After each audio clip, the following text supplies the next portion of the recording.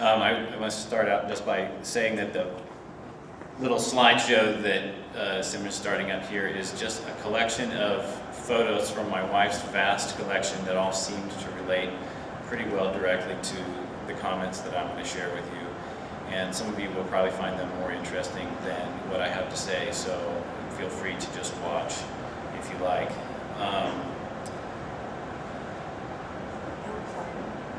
They'll play, yeah. And I don't know how, our beautiful bright sunlight might prevent us from seeing much of it, but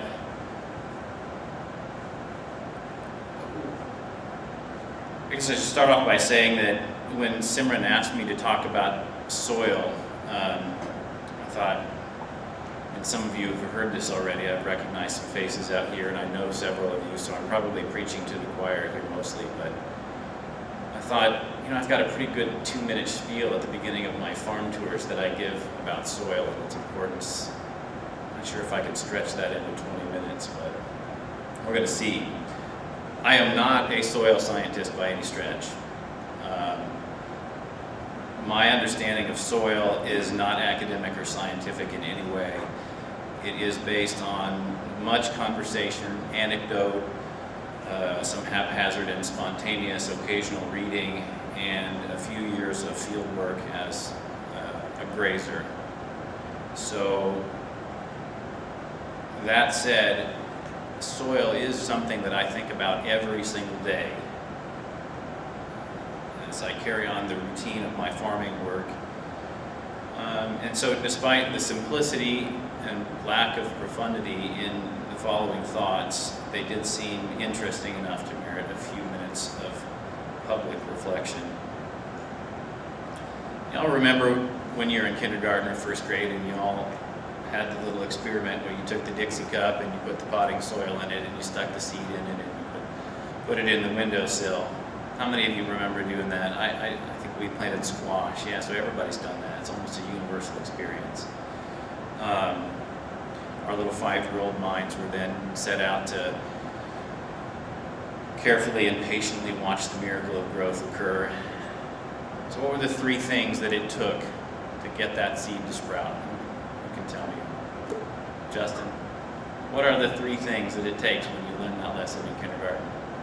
Soil, water, and sunshine. Soil, water, and sunshine. So that makes soil one of the 3 members of the Holy Trinity of food production, right?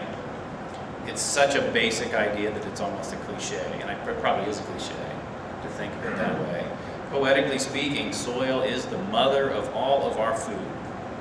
It's an idea that Nancy hinted very beautifully at.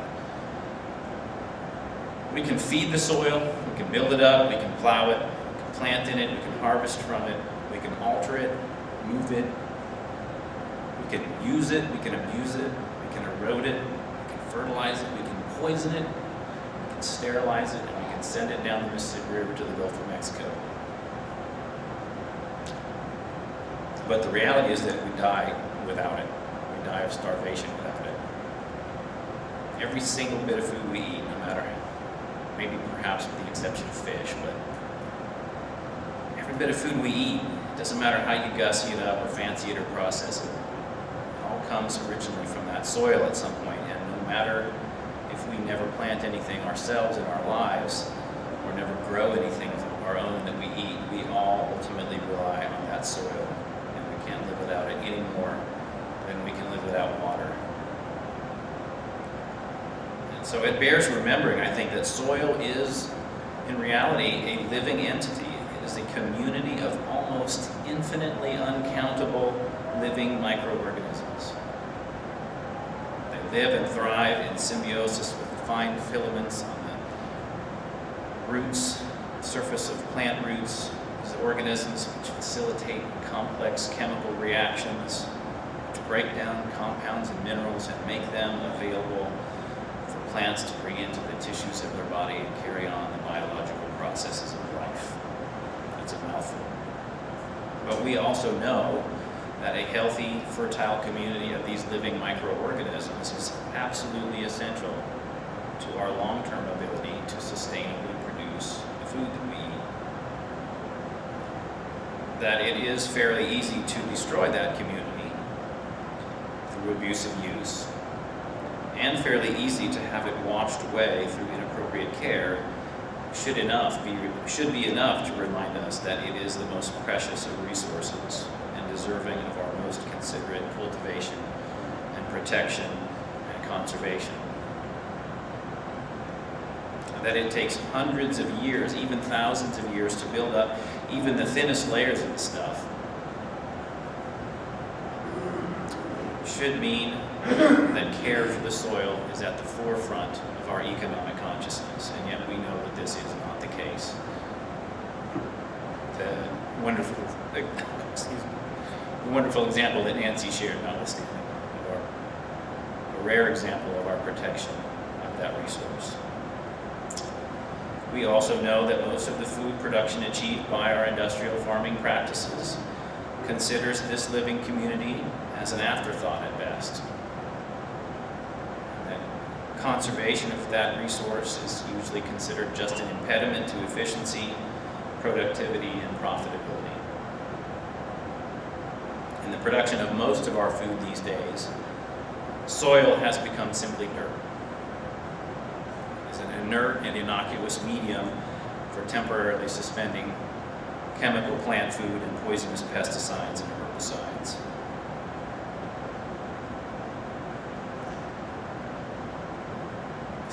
It's with all of that in mind that I have made it my habit that everything that we try to do at Sweetlove Farm is focused on building up and protecting the fertility of that soil. Every practice, every technique, every management system, every decision that I make as a farmer on our 63 acres is focused on respecting and preserving and building up the soil under our feet. Ultimately, I see myself as a soil farmer, primarily, before I'm a chicken or sheep or cattle farmer. So the question is, what is it that we actually do on our farm to protect that soil? And the first thought that governs any practical considerations is the idea of letting nature be our guide. And to quote Alexander Pope, via West Jackson, obviously, the object is to consult the genius of the place in all things. So what is the genius of the 63 acres that I have under my responsibility? Well, it's about 40 or so acres of open grassland with the balance in steep, woody, rocky hillside, and some pond and some creek bank. Those are all designated highly erodible lands by the soil conservation people, which means that they should never ever be row cropped. And that designation notwithstanding, our 63 acres came into our care after many years, a long history of row cropping and abuse, mined of its nutrients by repeated haying and a little bit of really poorly considered grazing thrown in for good measure. Because it's such a small place, there's a lot of edge effect between the woods and the grassland, which is a perfect habitat for birds and small wildlife. But in its ancient history, our little piece of property in Jefferson County is a remnant of the Great Plains Prairie, where it met the remnants of the great eastern deciduous forest, sort of edge effect in the macro sense. At its heartland, at its heart, our farm is a grassland. And it's the ancient home of all of the multi-stomached ruminants, the bison, the elk, the deer, the caribou, the sheep. And so in consulting the genius of the place, we must consult the grassland ecosystem to truly understand how its soil came to be. Now, around the world, soil presents itself in obviously many, many different ways. And the formation of each of those soils has a story of its own. I'm going to give you the abridged version of the prairie grassland soil story. Generally, our Great Plains Prairie in its particular soil, begins in prehistory as the sediment of a great inland sea and all the minerals that settle to the bottom of that sea, and that's where we get some of our fertility still to this day. Fast forward to a century and a half ago, and the result is And our soil is the result of millennia of symbiotic relationship between all of the diverse plant species, grasses, legumes, and forbs, many of which are there because they evolved as deep-rooted, drought-tolerant perennials, and all of those multi-stomach ruminants that I mentioned. And I try to do this thought experiment with myself all the time when I'm moving my animals around the farm. If you picture this vast grassland as far as the eye can see and consider in every direction with all its diverse plants, consider that it sustained populations of bison alone that were in the millions. You just have to stop and think, what is the effect that 1 million bison or more would have on that plant life? Bison would pretty much be bunched up in a large group. We have few stragglers, the old, the young, the sick, the stupid, hovering around the edges of the herd, getting picked off by populations of predators, pumas, wolves, mountain lions, bobcats, maybe even the occasional coyote, and humans, all culling the bad genetics out of the herd and encouraging it to keep moving together as a bunch.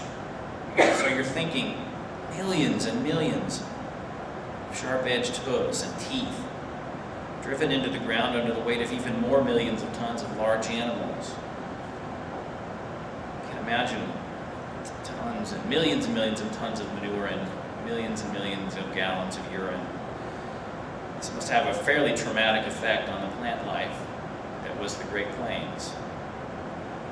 It wasn't eaten immediately by all those mouths, competing for the best forage, lest your neighbor get that bite ahead of you. It was trampled and soiled by bison waste. Vast flocks of accompanying birds moved in to feed off the accompanying insect population, peck at larvae out of the manure and to spread the manure as they scratch. Dung beetles arrive to bury their neatly rolled balls of manure in the ground as a food source for their offspring. An uncounted host of microscopic biological activity from the intestines of those bison follows in the wake of the grazing herd. And all this shock to the local fauna meant that those plants had to get busy right away recovering. But as the herd moved away, those plants would get to recover under ideal conditions. They've just received all those hooves, like little plows, trampling that manure and that biological activity and that layer of trampled grass or other green stuff right into the top layer of the soil, infusing the ground with a potent injection of microscopic and microbial biology. Basically, they would leave behind a vast swath of sheet compost. It's providing the perfect medium for those plants to regrow, and adding the makings of another thin layer of soil on top of the prairie. Now, all the while that's happening on the surface, of course, soil is being built under the ground by the microbial population that is digesting the yearly dieback of plant roots, some of which go meters deep into the ground. And so this unseen process of growth, death, decay, and regrowth under the surface is adding materially to the soil of the grassland ecosystem as the violent processes of grazing occur above. So that's the abridged version of the story of prairie soil. And clearly then, if we're going to preserve and protect that soil, or even add to the fertility of it, we need to be following this pattern. So we do in a modified, domesticated way at Sweetlove Farm. In our case, we happen to use mostly sheep, a few cattle, and a lot of domestic poultry in place of bison and prairie chickens.